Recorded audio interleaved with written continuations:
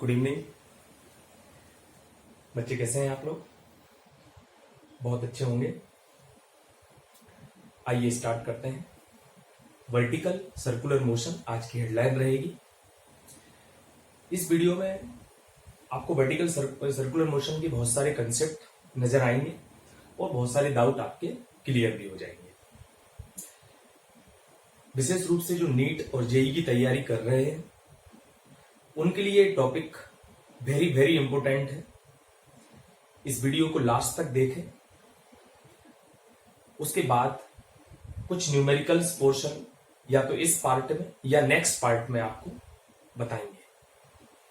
आज हम बात करेंगे वर्टिकल सर्कुलर मोशन की थ्योरी की और कॉन्सेप्ट की। कहां हमारे क्वेश्चन अटक जाते हैं वहां पर बात करते हैं। आइए,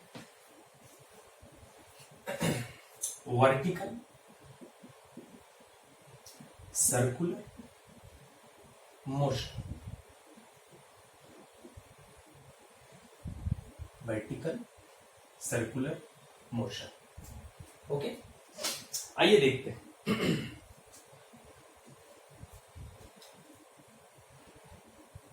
ये वर्टिकल सर्कुलर मोशन अगर आपको ध्यान हो तो एक स्ट्रिंग ले लें और इस तरीके से उसको, रस्सी जो रहती है हमारे पास, उससे किसी ऑब्जेक्ट को इस तरीके से घुमाएं, ऐसे। इसमें ये वर्टिकल प्लेन होता है आपका, ये वर्टिकल प्लेन होता है, ऐसे ये वर्टिकल प्लेन होता है। अब इस वर्टिकल प्लेन के ईच एंड एवरी पॉइंट पर, यहां कहीं भी ईच एंड एवरी पॉइंट पर वेलोसिटी कांस्टेंट नहीं रहती है।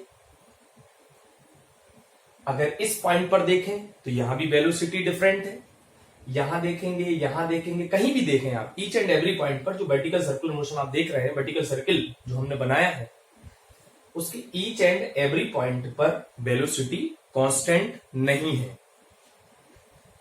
इसी कारण से ये थोड़ा सा टॉपिक जो है वो क्रिटिकल हो जाता है। इसको समझते हैं। माना कि ध्यान से सुनेंगे सब, क्या कहानी बनती है वर्टिकल सर्कुलर मोशन की।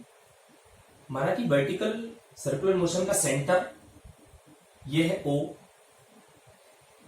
एक स्ट्रिंग से, रस्सी से कोई ऑब्जेक्ट बना हुआ था, पार्टिकल है, उसका मास m है।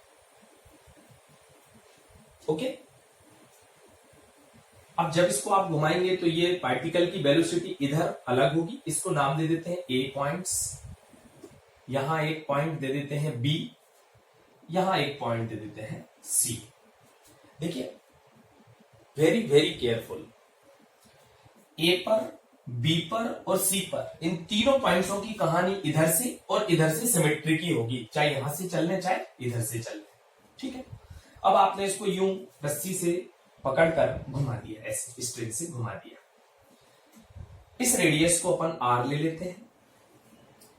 जब यहां से ये ऑब्जेक्ट स्मॉल m का पार्टिकल यहां से यहां जाएगा, यहां से यहां आएगा, तो अगर आपने देखा हो तो जैसे ही पार्टिकल, मतलब रस्सी जो है, रस्सी का ये वाला पार्टिकल जब C पर पहुंचेगा तो ये जो रस्सी है ये स्लैक हो सकती है, स्लैक हो सकती है।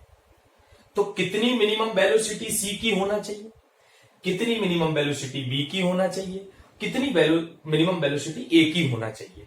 यह सारा कंसेप्ट स्लैक पर होता है और एनर्जी कंजर्वेशन के थ्रू हम ये सारी चीजें डेराइव भी करेंगे। ओके, आइए देखते हैं। A पर बात करते हैं, B पर बात करते हैं और C पर बात करते हैं। जनरली अपन ये मानकर चलते हैं कि ऑब्जेक्ट यहां से यहां गया होगा। यहां इस पर इसकी वेलोसिटी मान लेते हैं v1 है, यहां इसकी वेलोसिटी मान लेते हैं v1 है।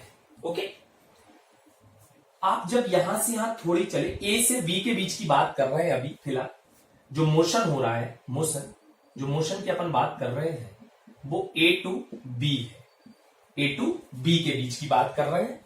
इस मोशन को दो भागों में कंसर्न करेंगे, A से B और B से C, तो आपको सारी वैल्यू समझ आ जाएगी। ठीक है, ए से बी मान के चलिए पार्टिकल टी टाइम बाद यहां कहीं आ गया, ये एंगल बनाया उसने थीटा, ये एंगल बनाया उसने थीटा। ओके, बहुत बढ़िया। अब यहां से यहां चला तो वेलोसिटी चेंज हुई, ठीक है, वेलोसिटी चेंज हुई। इस वेलोसिटी को अपन कुछ भी मान लेते हैं, मान के चलिए v मान लिया इस पॉइंट पर। अच्छा, ठीक बात है, ओके सर। और ये पॉइंट है v1, यहां एक फोर्स लगा mg और टेंशन लगी T, हमें पता ही अच्छे से। इस वैल्यू को थोड़ा आगे बढ़ा देंगे इस लाइन को, तो ये थीटा यहां भी आ गया। ओके, mg के दो कंपोनेंट कर सकते हैं, एक mg cos थीटा और एक mg sin theta.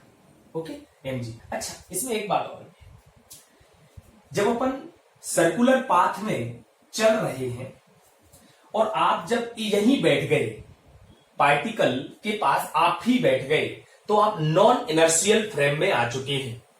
Non inertial frame, अजड़त्वीय frame में, तो सेंट्रीफ्यूगल फोर्स आपको लगाना पड़ेगा इस जगह।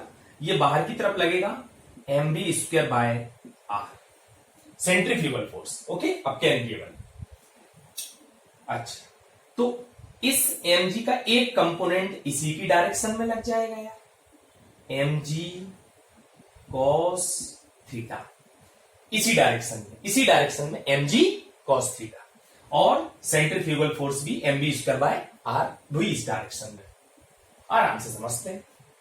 और एक कंपोनेंट जो रहेगा वो लगेगा mg sin थीटा इधर, उससे अभी हमें कोई मतलब नहीं है।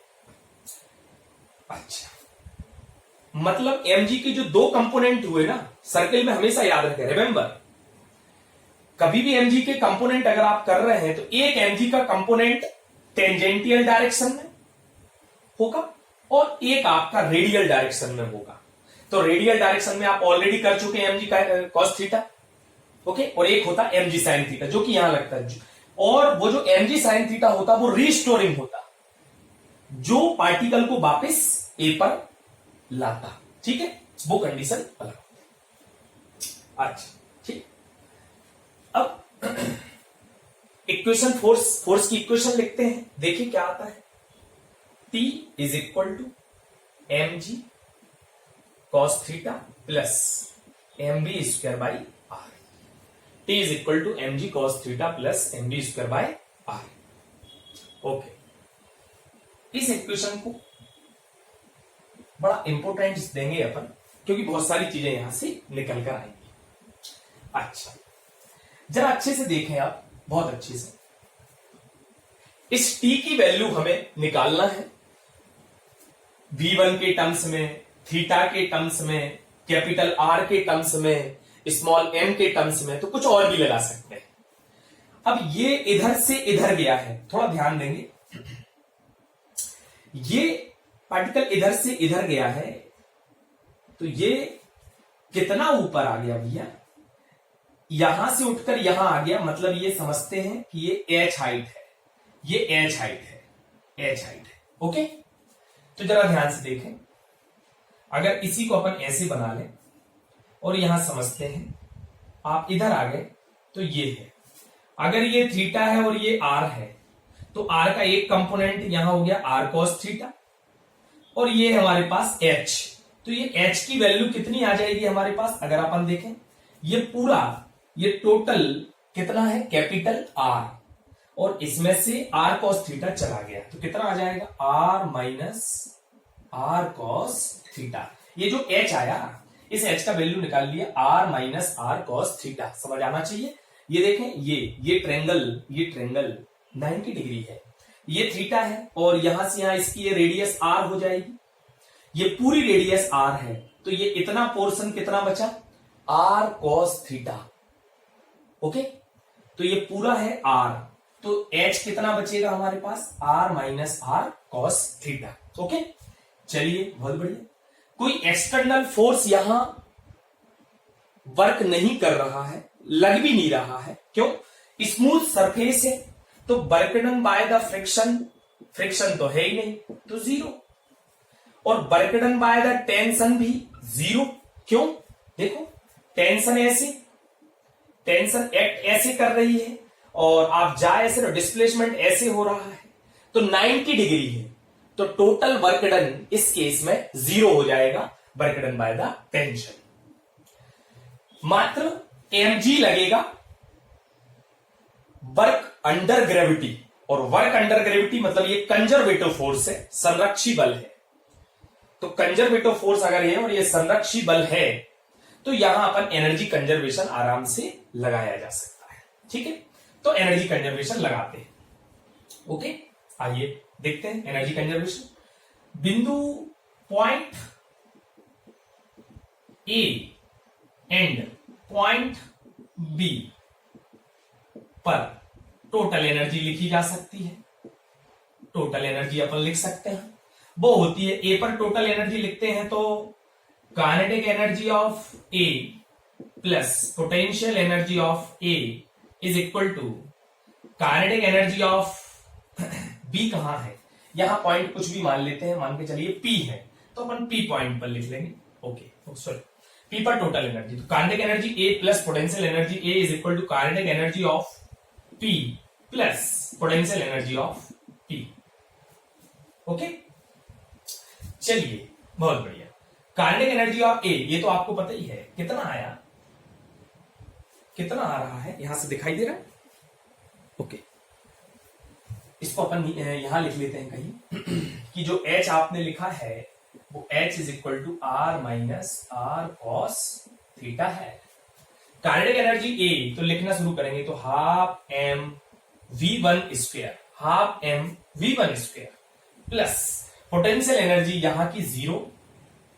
अगर अपन इसको एक रेफरेंस पॉइंट मान लें, इसको रेफरेंस माना मैंने क्योंकि किसी एक पॉइंट की पोटेंशियल एनर्जी निकालने के लिए किसी दूसरे पॉइंट की पोटेंशियल एनर्जी को रेफरेंस मान लिया जाता है, तो उस स्थान की पोटेंशियल एनर्जी 0 हो जाती है। तो half m v1 square potential energy of A is equal to 0।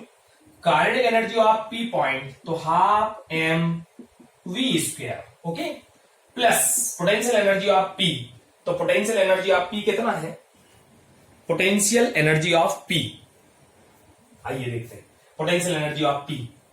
देखिए ये यहां से यहां आ गया, तो वर्क डन है, work done mg, potential energy लिख सकते हैं mg के, केवल उसी के द्वारा वर्क डन हो रहा है mg, तो r माइनस, क्योंकि mgh ये पार्टिकल यहां से उठ के गया तो ये कितना ऊपर गया h, तो mgh, और h का स्थान r minus r cos theta. ओहो, सब जगह से m m छम छम। ओके, आइए देखें, इसको रफ कर देते हैं, इस इक्वेशन को कहीं लिख लेते हैं, यूज आएगी अपने पास। t is equal to mg cos theta plus mv square by r।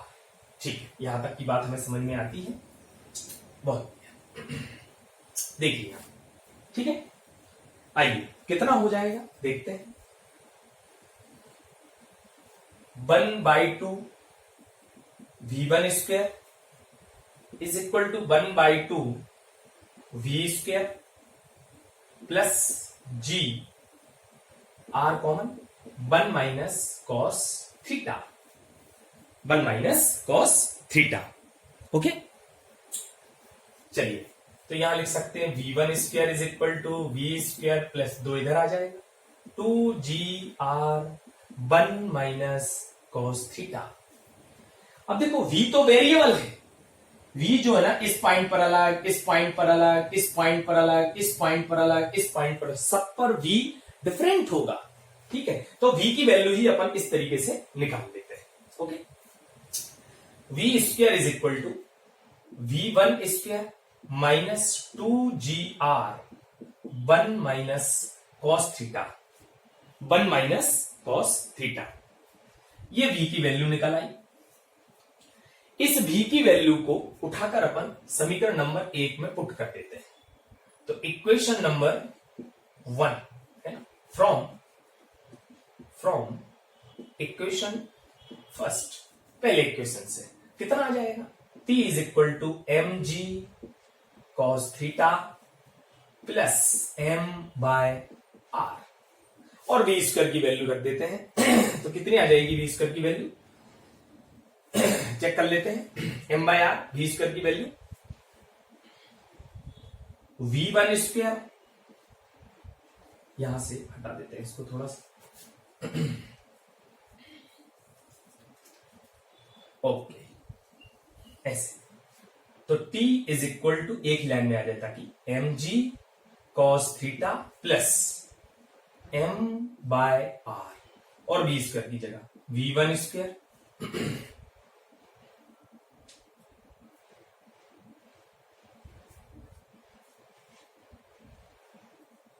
V1 square, ठीक है, ओके, V1 स्क्वायर। आगे क्या लिखेंगे, -2gr 1 minus cos theta, 1 minus cos theta, ठीक। चलिए, तो T इज इक्वल टू आ गया मेरे पास mg cos theta plus m V1 square by R, और माइनस, चलिए यहां हो जाएगा, r ने r को मार दिया, यहां हो जाएगा -2mg, ठीक है। और आगे कितना आ जाएगा हमारे पास, m बाय आर आपने कट दिया तो 2mg, समझ आ रहा है, m by R 2gr, r ने r को मार दिया, ये सीधा 2mg हो गया, तो -2mg और plus 2mg cos theta, 2mg cos theta, okay. नीचे लिख लेते हैं इसको, टोटल एक्सप्रेशन को, T is equal to 2mg cos theta और mg cos theta, 3mg cos theta plus m V1 square by R minus 2mg। देखिए ये expression था, एक्चुअल में वर्टिकल सर्कुलर मोशन का, डायरेक्ट भी इस क्वेश्चन को किया जा सकता है, कोई प्रॉब्लम नहीं है। क्योंकि आपको न्यूमेरिकल करना है, आपको नीट और आईटी का एग्जाम देना है, इसलिए आपके कॉन्सेप्ट क्लियर होना चाहिए।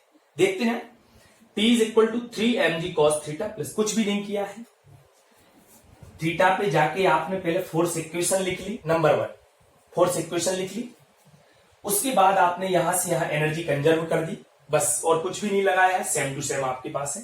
T is equal to 3mg cos theta plus mv1 square by R minus 2mg। जरा बात करते आगे, ठीक है, देखिए जरा, देखिए जरा,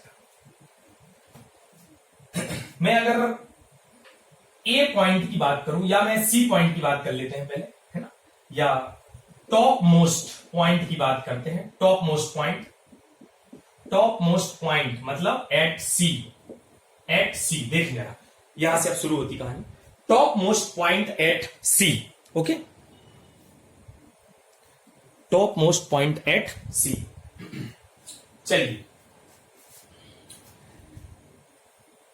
अगर अपन देखें अच्छे से, तो सी पर ये वाला जो थीटा है, देखना, ये वाला थीटा यहां से जो बनाया आपने, कि ये वाला थीटा ऐसे ऐसे ऐसे, जब ये सी पर पहुंचेगा, इस तरीके से समझना, किस तरीके से है, आपने यहां से ये थीटा लिया है, आपने यहां से ये थीटा लिया है, घूमते घूमते घूमते घूमते घूमते घूमते ये वाला थीटा यहां आ गया सी पे, ओके, सी पर ये थीटा आ गया, तो ये घूमते घूमते घूमते घूमते घूमते घूमते घूमते ये वाला थीटा अगर इतना घूम जाएगा, तो ये थीटा कितना हो जाएगा, 180 डिग्री, थीटा हो जाएगा 180 डिग्री, ओके।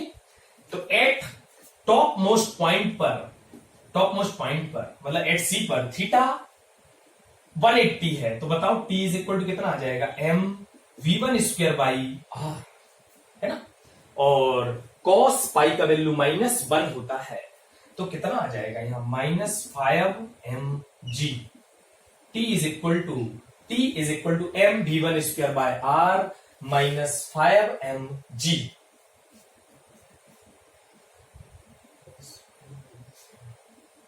ओके,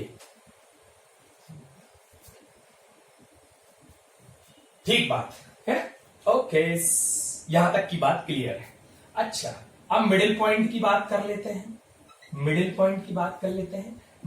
पॉइंट बोले तो B, middle point at B की बात करेंगे। आइए मिडिल पॉइंट एट बी की बात कर लेते हैं, बोलो थीटा कितना हो जाएगा, अगर आपके अंदर दिमाग है तो बताएं। मिडिल पॉइंट एट बी, बच्चों देखिए ये थीटा जब यहां पहुंचेगा बी पर तो क्या 90 हो जाएगा? यस। तो theta is equal to 90 degree. बताएं इस समय टी कितना आएगा? M v1 square by R cos 90, यहां से रखेंगे, सारी वैल्यू यहीं से रख रहे हैं। कॉस 90 कितना होता है? 0। C answer M B square M B one square by R minus 2mg। Okay, ये मिडिल पॉइंट की बात हो गई। अब आते हैं अपन सबसे लोएस्ट पॉइंट पर, सबसे लोएस्ट पॉइंट पर। ओके, चलिए तो लोएस्ट पॉइंट पर बात कर लेते हैं। लोएस्ट पॉइंट पर, लोएस्ट पॉइंट एट ए, लोएस्ट पॉइंट एट ए है ना। लोएस्ट पॉइंट कौन सा हमारे पास? ए पर। चलिए बताओ थीटा कितना होगा एट लोएस्ट पॉइंट पर? Theta is equal to 0। Theta is equal to 0। Okay, चलिए तो थीटा इज इक्वल टू 0 रख दीजिए। कॉस 0 कितना होगा? कॉस 0 1, तो 3mg और ये माइनस 2mg, तो t कितना आ गया हमारे पास? 3mg में से 2mg चला जाएगा, सीधा लिखेंगे अपन m v1 square by R plus cos 0 कितना है? 1। कॉस 0 कितना है? 1, तो 3mg में से 1mg चला गया। कितना बचा रहा भैया बच्चों? mg। t is equal to M B one square by R minus mg minus M B one square by R minus mg। Okay, इस पूरे एक्सप्रेशन को जरा समझें। कोई टेंशन की बात कुछ भी नहीं है बच्चों कि ये क्या कहानी चल रही है। यहां से आपको एक जो कंक्लूजन मिलेंगे वो वेरी वेरी इंपोर्टेंट है। ओके, कंक्लूजन कैसे, जरा आप इस बात को नोट करें। ए पॉइंट पर आपको टेंशन ये मिला, बी पॉइंट पर टेंशन आपको ये मिला, और सी पॉइंट पर टेंशन आपको ये मिला। ओके, जो ए पॉइंट पर टेंशन है M B one square by R minus mg, M B one square minus 2mg, देखो जरा क्या टेंशन की वैल्यू बड़ी है या घटती गई है? टेंशन की वैल्यू समझना पड़ेगा आपको। M B one square by R में से 5mg कम हुआ, इसमें से 2mg कम हुआ और इसमें से mg कम हुआ। ओके, तो सबसे ज्यादा टेंशन कहां है? ए पर, बी पर या सी पर? तो सबसे ज्यादा टेंशन, जरा इन एक्सप्रेशनों को अच्छे से चेक करें तो आपको समझ आ जाएगा। M B one square R की कुछ भी वैल्यू हो सकती है, 10 हो सकती है, 20 हो सकती है, 10, 20, 30, 40 कुछ भी हो सकता है।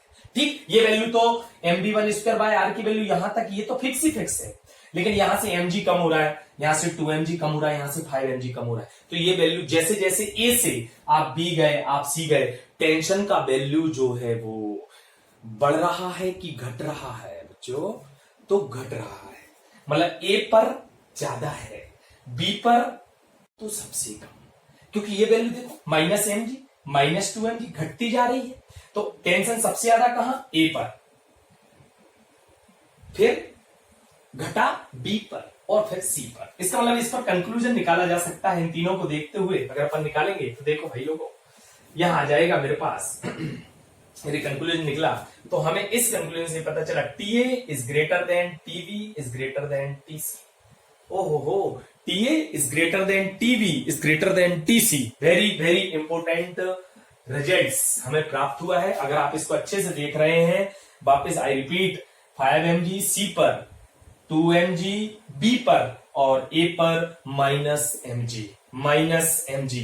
इसका मतलब ये वैल्यू जैसे जैसे आप ए बी और सी पर गए हैं, टेंशन का वैल्यू कम होता गया, तो क्या रिस्क उतनी ही बढ़ गई? स्ट्रिंग से जुड़े हुए मास की रिस्क उतनी ही बढ़ गई। मतलब रस्सी स्लैक होने की जो मैक्सिमम रिस्क रहेगी वो ए से बी में नहीं होगी, वो होगी बी से सी वाली यात्रा में। जब आप ए से बी ट्रेवल करेंगे तब आपको बिल्कुल टेंशन लेने की जरूरत है ही नहीं, लेकिन जब आप बी से सी ट्रेवल करेंगे तो टेंशन लेने की जरूरत है। ठीक है ना? हालांकि उस पर भी अपन अभी चर्चा करने वाले हैं, डिस्कशन होगा। फिलहाल के लिए TA is greater than TV is greater than TC, इस वाले कंक्लूजन से हमने ये आंसर यहां से पुट अप किया। ओके, चलिए आगे बढ़ते हैं बच्चों। कोई डाउट नहीं होना चाहिए आपको, होगा तो मेरे कमेंट बॉक्स में लिख के मेरे को जरूर बताएं। चलिए देखें, ये बात हो गई मेरे पास इस सेक्शन की, ए से बी की, ए से बी की। और हमें यह पता चला कि ए से बी में जो हमारे पास टेंशन है भाई वो पॉजिटिव, देखो हमने ऊपर लिख रखा है t is equal to M G cos theta plus M B square by R. यहां प्लस का साइन है तो v का वैल्यू स्क्वायर में है, मतलब वो नेगेटिव नहीं हो सकता है। अगर वो नेगेटिव भी होगा तो यहां स्क्वायर के टर्म्स में आएगा तो पॉजिटिव हो जाएगा। ठीक है, ए से बी में टेंशन जो है हमारे पास पॉजिटिव, और हमें ये भी पता चल गया कि ए पर टेंशन ज्यादा है, बी पर उससे कम और सी पर सबसे कम। तो मतलब सी पर अगर अब यहां बात आती है जो बहुत सारे बच्चों के डाउट होते हैं और क्वेश्चन भी हमसे पूछा जाता है कि ये ए की वेलोसिटी क्या होना चाहिए, या सी की वेलोसिटी क्या होना चाहिए, या बी की वेलोसिटी क्या होना चाहिए कि यह सर्किल कंप्लीट कर जाए, यह सर्किल कंप्लीट कर जाए। ठीक है, आइए देखते हैं। अब इन सब बातों पे अपन डिस्कशन करते हैं कि ए, बी और सी पर क्या हमारे पास चलेगा। ओके, चलिए बात करते हैं इसकी सेकेंड सेक्शन की बात करते हैं, बी से सी वाले की। थोड़ा ध्यान से देखना सारे लोग, ऐसे सेकेंड सेक्शन की बात करते हैं।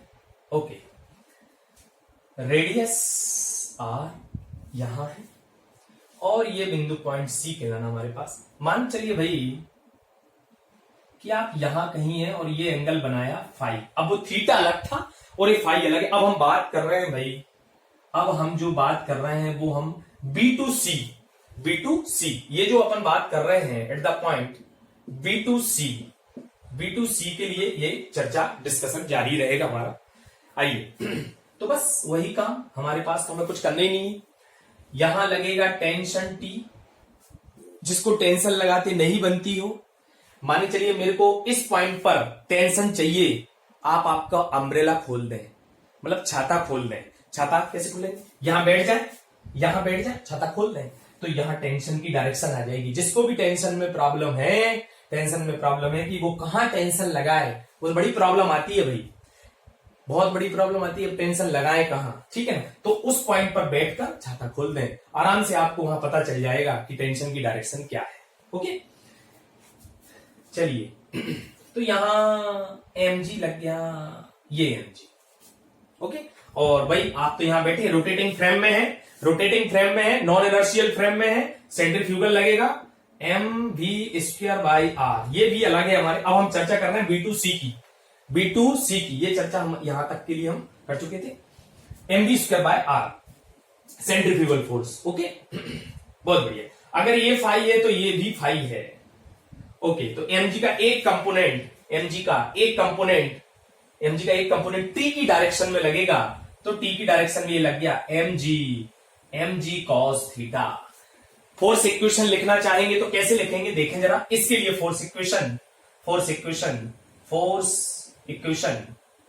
बैलेंस करके लिख देंगे। फोर्स इक्वेशन देखिए क्या लिखते हैं, t प्लस mg cos theta is equal to mv square by r। Confuse नहीं हो, ये डिस्कशन चल रहा है अब बी से सी का, अभी तक डिस्कशन चल रहा था ए से बी का, फिर वापस आएंगे दोनों पर। ठीक है, तो t प्लस mg cos theta is equal to mv square by r। तो देखें जरा t कितना, t is equal to mv square by r minus mg cos theta. देखिए जरा, t is equal to mv square by r minus mg cos theta. जबकि A से B की यात्रा में जब आप ए से बी ट्रेवल कर रही थी पार्टिकल आपका, तब t is equal to mg cos theta plus mv square by r था। अब t is equal to mv square by r minus mg cos theta है। अंतर समझ में आ गया होगा। इसका मतलब ए से बी में हमें कोई रिस्क नहीं है। कौन सी रिस्क की बात कर रहे हैं, वो ये रिस्क की बात है कि ए से बी में पार्टिकल सर्कुलर पाथ ड्रॉप नहीं करेगा। अभी इस केस में सर्कुलर पाथ ड्रॉप नहीं करेगा। ओके, इस बात की गारंटी तो है। ठीक है, तो t अब देखो यहां mg cos theta plus mv square bye, यहां mv square by r minus mg cos theta, मतलब t के जीरो होने की, क्योंकि t अगर जीरो हो जाए तो रस्सी स्लैक हो जाएगी, स्ट्रिंग स्लैक कर जाएगी, मतलब ढीली पड़ जाएगी। ढीली होते ही पार्टिकल गिर जाएगा। बिल्कुल, आप अगर घुमा रहे हैं अगर आप स्ट्रिंग से किसी पार्टिकल को घुमा रहे हैं ऐसे और उसको इस पॉइंट पर छोड़ दें, इस पॉइंट पर ऐसे करके यूं, अगर आपने बहुत कम वेलोसिटी दी है अगर आपने, तो ये पार्टिकल जब यहां पहुंचेगा और अगर यहां t0 हो गया तो उसके स्लैक होने की संभावनाएं रहती हैं, लेकिन वहां अभी क्या होगा ये दिखाएंगे आपको। आइए, तो t is equal to M B square by R minus M G cos theta. मतलब आपको ये पता चल गया कि रिस्की मामला है बी से सी में, ए से बी में रिस्की मामला बहुत कम है, ए से बी में रिस्की मामला नहीं है, बी से सी में रिस्की मामला है। देखेंगे आप आगे। ओके भाई, है सर, बिल्कुल ठीक, okay. t is equal to M B square by R minus M G cos theta, इतना हमें समझ में आ गया। मतलब बी से सी में कहीं भी मैक्सिमम रिस्क हो सकती है, मैक्सिमम रिस्क, बी से सी में मैक्सिमम रिस्क ले सकते हैं अपन, है ना। अब बात आती है, ध्यान सुना, ठीक है, इसके बाद जो बात आती है वो करना है। मैंने आपसे बोला, ध्यान सुना, मैंने आपसे बोला भैया कि क्रिटिकल एक टर्मिनोलॉजी आती है, क्रिटिकल वेलोसिटी, बुक्स में बहुत जगह दे रखा होता है, ठीक है, कोई दिक्कत की बात नहीं है। समझे क्रिटिकल वेलोसिटी क्या है, मतलब क्रांतिक वेग क्या है ना। क्रांतिक वेग वह मिनिमम वेलोसिटी, वह मिनिमम वेलोसिटी होना चाहिए कि पार्टिकल उस पॉइंट पर, मतलब जैसे मान के चलिए सी वाला पॉइंट है हमारे पास, सी वाला पॉइंट है, क्रिटिकल वेलोसिटी इस पॉइंट की वह होगी, इस पॉइंट की वह होगी जहां तक स्ट्रिंग सिलेक्ट ना करे, doesn't select of the string. Okay, ये बात विशेष ध्यान रहना चाहिए। क्रिटिकल वेलोसिटी वह मिनिमम वेलोसिटी है किसी पॉइंट की जहां तक स्ट्रिंग सिलेक्ट ना करे, स्ट्रिंग सिलेक्ट ना करे। मतलब सी पर इतनी मिनिमम वेलोसिटी हमें अगर मिल गई है, उस स्ट्रिंग को मिल चुकी है, पार्टिकल को मिल चुकी है, तो अगर वह सी को क्रॉस कर गया, अगर वो सी को क्रॉस कर गया तो इसका मतलब उसका सर्कल कंप्लीट हो जाएगा, क्योंकि मैक्सिमम रिस्क तो सी पर है ना सिलेक्ट होने की। अगर सही देखा जाए तो कि अगर यहां से रस्सी ढीली पड़ गई, t0 हो जाता है, कई किताबों में लिखा रहता है t0, सी पर अपन ये मानते हैं, आपको ये तो पता चल गया कि सी पर टेंशन कम है, मान लिया टेंशन कम है, तो सर हमें ऐसा लगता है कि टेंशन यहां जीरो हो जाएगा, उसके बाद भी पार्टिकल कंप्लीट सर्किल करेगा। बताओ उसे कंप्लीट सर्किल कौन कराएगा?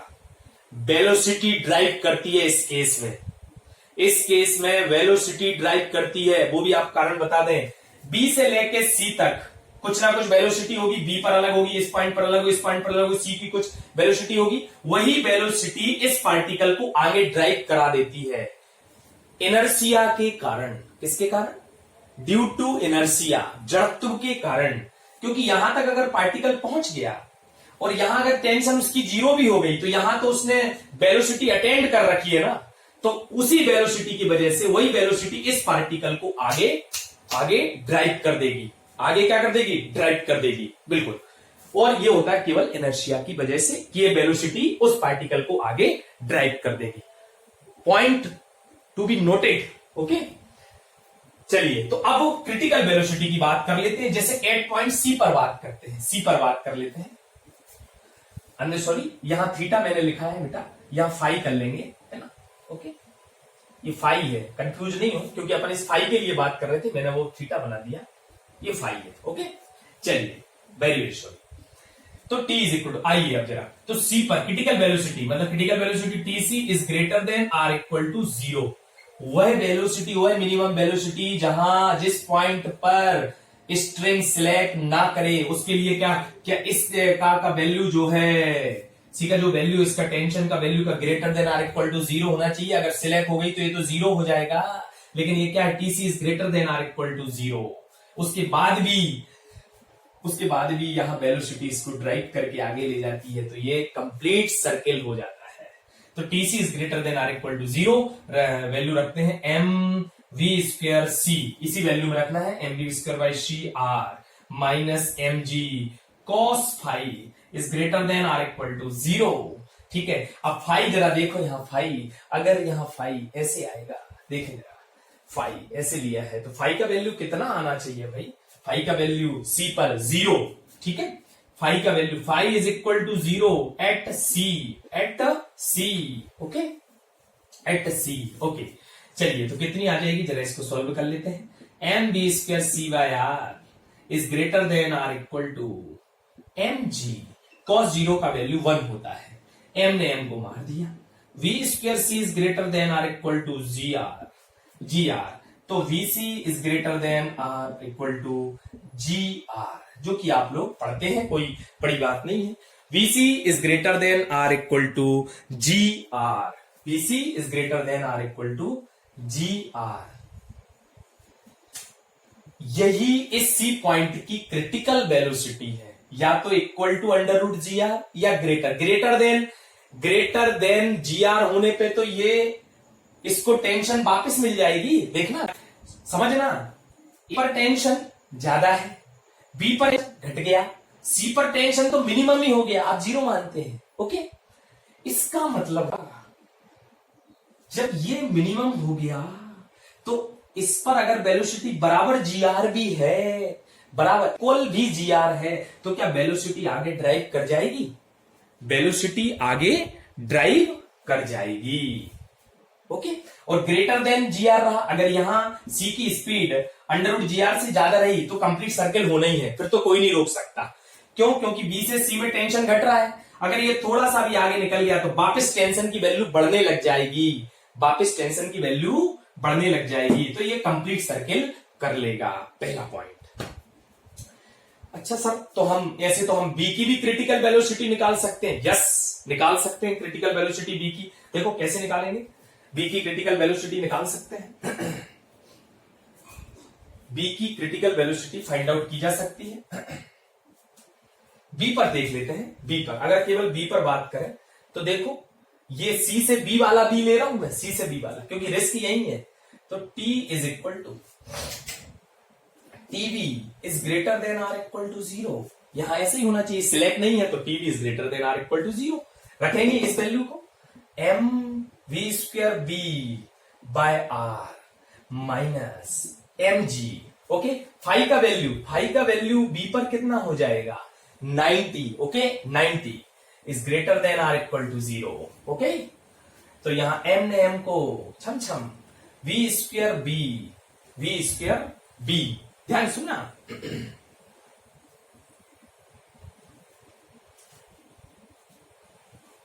TV is greater than or equal to 0। अगर अब यहां तो अपन ये वेलोसिटी निकाल सकते थे, अब इसके लिए तो देखो, तो कॉस फाई यहां 90, कॉस फाई यहां 90 होता, सॉरी है ना, कॉस फाई यहां 90 होता, तो ये कॉस 90 कितना हो जाता, 0, ठीक है, 0 हो जाता। तो M B square B by R is greater than or equal to 0, तो V B is greater than or equal to 0, okay. Phi है ना, बी पॉइंट पर अगर बात करेंगे तो बी पॉइंट के लिए फाई है बेटा 90, तो M B square B by R is greater than or equal to 0, V B is greater than or equal to 0। इसका मतलब बी की क्रिटिकल वेलोसिटी 0 या उससे ज्यादा रही तो यहां स्लैक होने की कोई संभावना नहीं है। अगर, अब मेरी बात सुनना, बहुत बढ़िया कंसेप्ट आएगा, BB is greater than or equal to 0, 2 points विशेष ध्यान रखें, एक तो बी की critical velocity greater than or equal to 0 होती है, क्रिटिकल वेलोसिटी हो ना, और VC is greater than or equal to under root G R. Critical velocity वह वेलोसिटी किसी पॉइंट की जहां तक स्ट्रिंग स्लैक ना हो, जहां तक स्ट्रिंग स्लैक ना हो, ओके। चलिए आगे देखते हैं, बहुत बढ़िया। तो यहां अपन ने ये वैल्यू निकाली, अब ये तो हो गई क्रिटिकल वेलोसिटी की बात है, हमने देखा सी पर ये है और इस पर ये है और उस पर ये है। अब आपसे क्वेश्चन पूछा जाता है, या इसी में अपन बात करेंगे आगे, कि ए की वेलोसिटी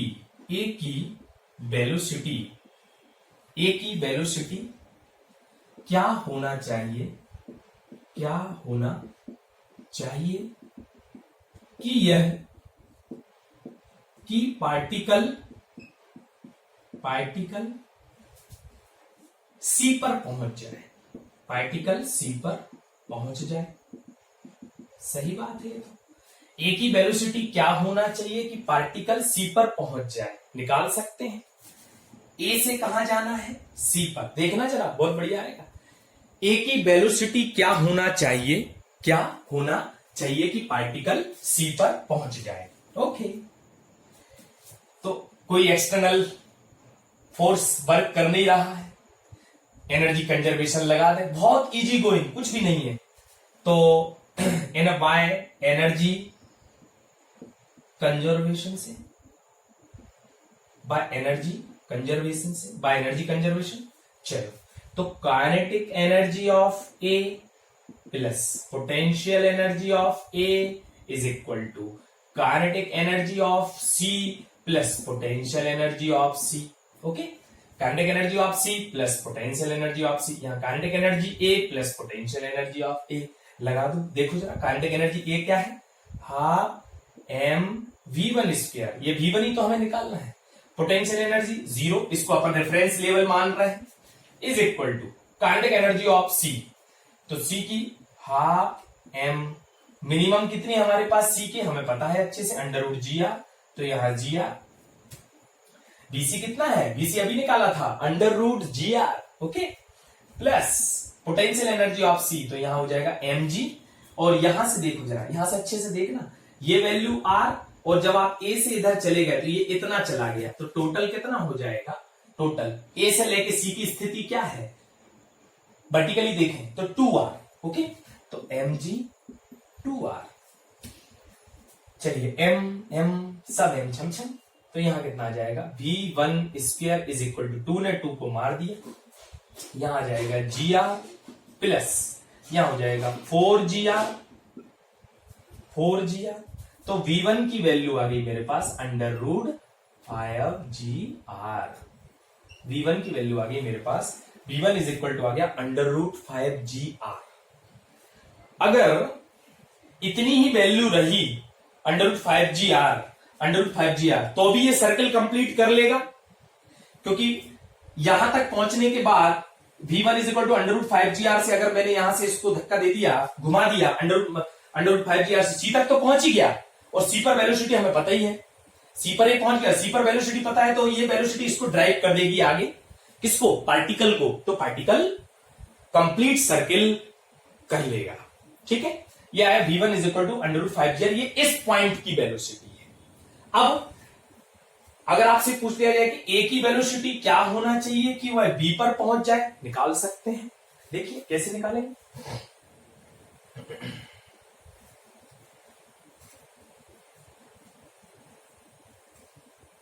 क्या बच्चों, निकाल लेते हैं। ठीक है, ए की वेलोसिटी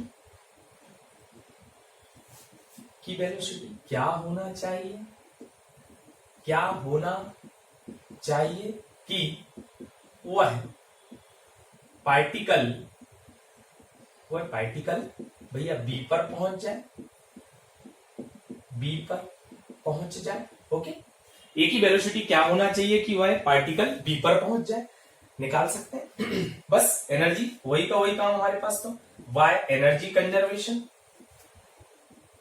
बाय एनर्जी कंजर्वेशन, ध्यान से देखना, बाय एनर्जी कंजर्वेशन, ए पर velocity kinetic energy of A plus potential energy of A is equal to kinetic energy of B plus potential energy of B. Okay, तो kinetic energy of A, kinetic energy of A क्या होगा, half M v1 square plus potential energy, तो आपने reference 0 माना है, is equal to kinetic energy of B half M v square B plus potential energy of B. ये reference level है, ये reference level है, और आपने बी तक दिया, तो आप कितना ऊपर आ गए, आर, सीधा लिख सकते हैं हम एम जी आर।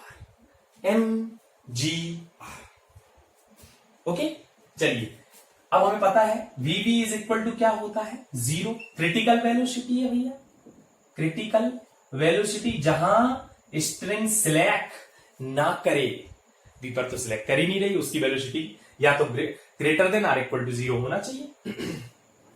तो यहां से अगर अपन देखें तो ये वीवी 0 हो गया, यहां से आ गया half M V1 square is equal to mgr, m ने m को मार दिया, यहां आ गया V1 is equal to under root 2gr। विशेष रूप से ध्यान दिया जाना चाहिए, हेडलाइन ये, ए से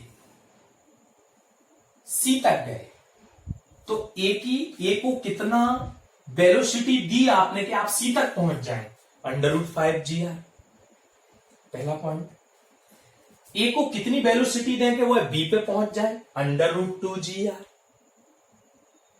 सी की क्रिटिकल वेलोसिटी क्या है जब सिलेक्ट ना हो स्ट्रिंग, अंडर रूट gr।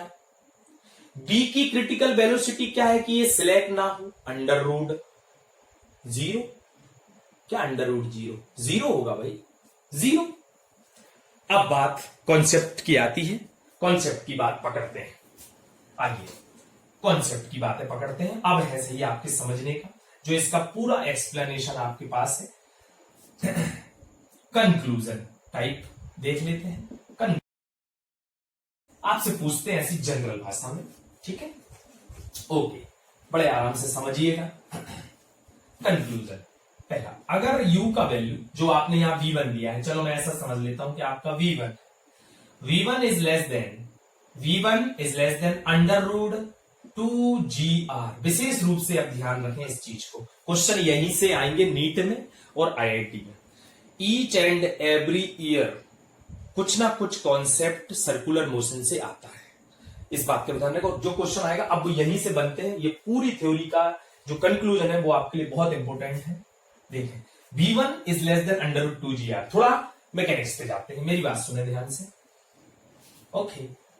ये बिंदु, ये पॉइंट ए है और ये पॉइंट सी है, बढ़िया सर, और ये पॉइंट है बी। आपको अच्छे से पता है कि अगर मैं ए से बी पर जाना चाहूंगा, ए से बी पर जाना चाहूंगा, तो मेरे को वेलोसिटी मिलना चाहिए अंडर रूट 2gr। लेकिन अभी आपने बोला यदि v1 की वैल्यू 2gr से कम रही, कोई बात नहीं, 2gr से कम रही तो यार ये b पर जा ही नहीं पाएगा, अंडर रूट, क्योंकि b पर जाने के लिए तो अंडर रूट 2gr होना, तो b पर ये जा ही नहीं पाएगा। इसका मतलब ये तो यहां कहीं होते होते जब आपने v1 is less than under root 2gr तो b पर नहीं जा पाएगा। इसका मतलब है यहां कहीं जाते जाते क्या ये वापस हो सकता है, यस, मतलब यहां पलटी पॉइंट आएगा, पलटी मारेगा पॉइंट, पलटी मार के वापस ऐसे ही घूमेगा, ऐसे पाथ नहीं छोड़ेगा, ये ऑक्सीलेट होगा, टू एंड फ्रो मोशन करेगा एक इर्द गिर्द, है ना, from to and fro motion होगा इस पॉइंट के अबाउट, ए के अबाउट।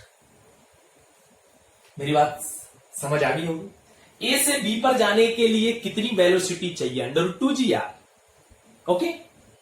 लेकिन आपने कहा कि मैंने तो अंडर रूट 2gr से कम दी है, अंडर रूट 2gr से कम दी है, तो पार्टिकल यहां जाते बी तक तो पहुंच ही नहीं पाएगा, बी तक जाने के लिए तो अंडर रूट 2gr चाहिए, तो आपने तो कम वेलोसिटी दी है। इसका मतलब है पार्टिकल की वेलोसिटी कहीं ना कहीं 0 हुई होगी, तभी तो पार्टिकल पलटी मारता है।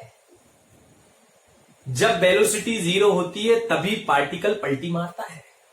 चेक करो, आप किसी ऑब्जेक्ट को नीचे से ऊपर फेंकते हो, वापस नीचे आता है, इसका मतलब है जिस वेलोसिटी से आपने फेंका वो वेलोसिटी तो वहां 0 हो गई, तभी तो वह नीचे आया वापस। तो वह उस पॉइंट का पलटी पॉइंट कहलाता है। जहां भी पार्टिकल पलटी मारता है उसकी वहां जो वेलोसिटी जिस समय होती है वह 0 हो जाती है, ओके, बहुत बढ़िया। तो इसका ये कंक्लूजन निकला हमारे पास कि जब u इज लेस देन मतलब v1 is less than under root 2gr, तो इसका मतलब है कि भैया velocity is equal to 0 before point B, point B के पहले ही वेलोसिटी जीरो हो जाएगी, जीरो हो जाएगी। टेंशन अभी भी यहां पॉजिटिव ही रहेगा, टेंशन का वैल्यू जीरो नहीं होगा, टी इक्वल नॉट जीरो। और पार्टिकल विल ऑक्सीलेट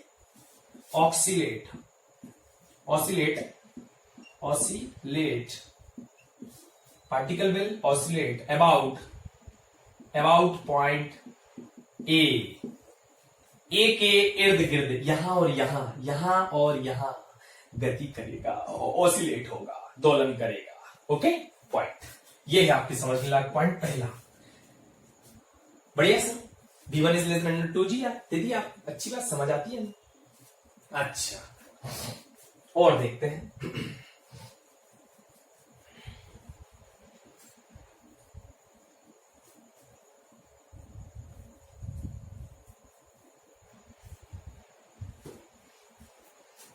ध्यान से देखें, सेकंड जो इसका कंक्लूजन आएगा, सेकंड, अगर v1 is greater then √5gr, तो यहां से आपको दिख रहा है जब आपने v1 का वैल्यू √5gr दिया था तो वो c पर पहुंच गया था। अब तो आपने वेलोसिटी √5gr से ज्यादा दी है, इसका मतलब वो है c को क्रॉस कर जाएगा, तो इस बारे में तो बिल्कुल 100% श्योरिटी है, 100% श्योरिटी है, ठीक है ना, बिल्कुल डन है, 100% डन है कि particle complete circle 100% done, particle complete circle, कहीं कोई दिक्कत नहीं है। थर्ड पॉइंट पर sir ji v1 is equal to √5gr रहा, v1 is equal to √5gr रहा, ध्यान से सुनना, v1 is equal to √5gr रहा तो सर ये तो c पर ही पहुंचेगा, और हमें पता है कि c की जो क्रिटिकल वेलोसिटी है वो √gr होगी इस समय। vc is equal to √gr, vc, क्योंकि जब v1 is equal to √5gr मतलब ये केवल c पर ही पहुंचा, ठीक है ना। तो c पर पहुंचने के बाद हमें पता है कि c की पर वेलोसिटी कितनी है, √gr। तो क्या इस कंडीशन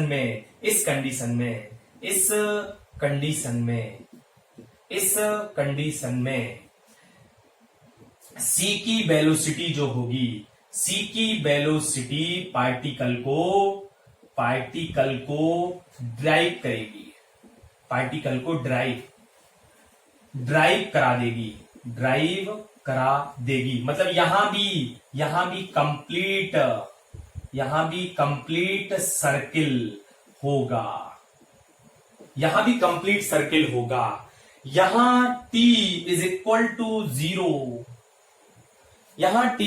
टू 0 होने के बावजूद भी ये कंडीशन में c की वेलोसिटी पार्टिकल को ड्राइव करा देगी ड्यू टू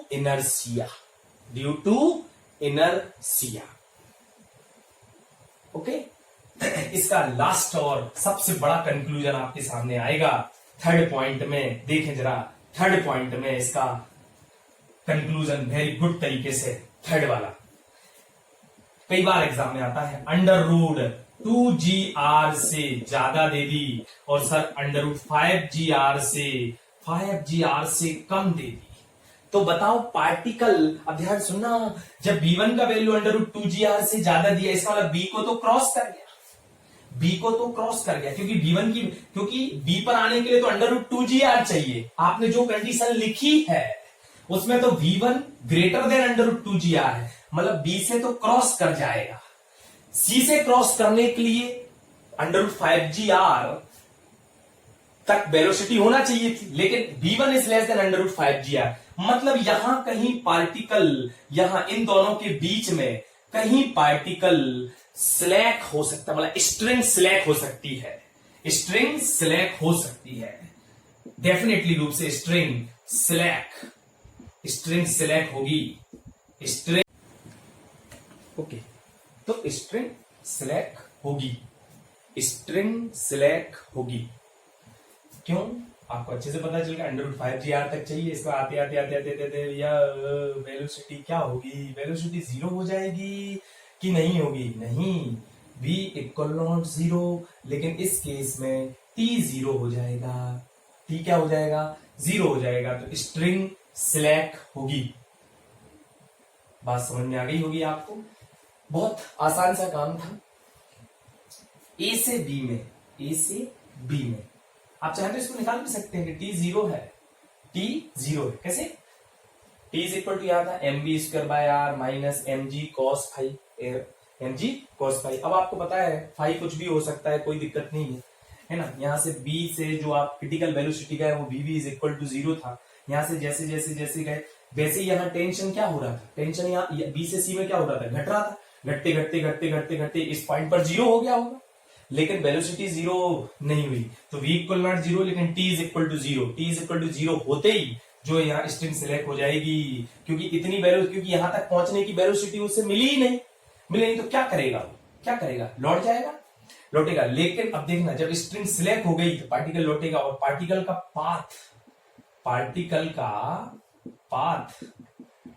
का पाथ होगा पैराबोलिक, क्योंकि वो अंडर ग्रेविटी करेगा, अंडर ग्रेविटी में जाएगा, ठीक है। पैराबोलिक होगा अंडर ग्रेविटी, ये बात, इतनी बात आपको समझ में आना चाहिए कि पार्टिकल कहां सिलेक्ट करेगा। पूरी कंडीशन है, 3 बातों का विशेष ध्यान रखिए। ए पर ऐसी वेलोसिटी जो सी तक पहुंचा दे √5GR, सी पर ऐसी वेलोसिटी जो मिनिमम हो √GR, ओके। और बी पर अगर अपन क्रिटिकल वेलोसिटी की बात नहीं करें तो बी पर भी वेलोसिटी निकालना कोई बड़ी बात नहीं हमारे लिए, ठीक है। लेकिन जैसे ये हॉरिजॉन्टल स्ट्रिंग ऐसी थी और अगर आपको यूं ऐसी कर दी जाए तो बी से ए तक पहुंचने की जो वेलोसिटी होगी वो √2GR होगी। सिलेक्टिंग की कंडीशन में t = 0 होना जरूरी है। चेक इट कर ले कि यहां से, अब मेरी बात सुना, अब इसको वेलोसिटी यहां से आप ड्राइव भी नहीं करा पा रही है, ये तो कोइंसिडेंट से सी ऐसा पॉइंट मिल गया सर्किल में जो जिससे पार्टिकल को एक मूवमेंट मिल गया, क्योंकि ये C point upper most point है इस वजह से। बाकी और ना बी पे ना ए पे ना इनके बीच में कहीं भी ऐसा कोई भी पॉइंट नहीं है कि आपकी वेलोसिटी होते हुए उसको ड्राइव करा जाए, पार्टिकल को, नहीं। केवल यहाँ सी ऐसा पॉइंट है जो एक कोइंसिडेंट पॉइंट हमें मिल गया यहां से, ताकि इसकी वेलोसिटी ने इस पार्टिकल को ड्राइव करा दिया, ओके। ये इंपॉर्टेंट बात थी जो आपसे की, विशेष ध्यान रखेंगे। वर्टिकल सर्कुलर मोशन में इसका जो सेकंड पार्ट बनेगा उसमें बहुत बढ़िया तरीके के क्वेश्चंस आपको कराए जाएंगे, ठीक है ना। Thank you so much. अपना ध्यान रखें, घर पर सुरक्षित रहें और स्वस्थ रहें। Thank you.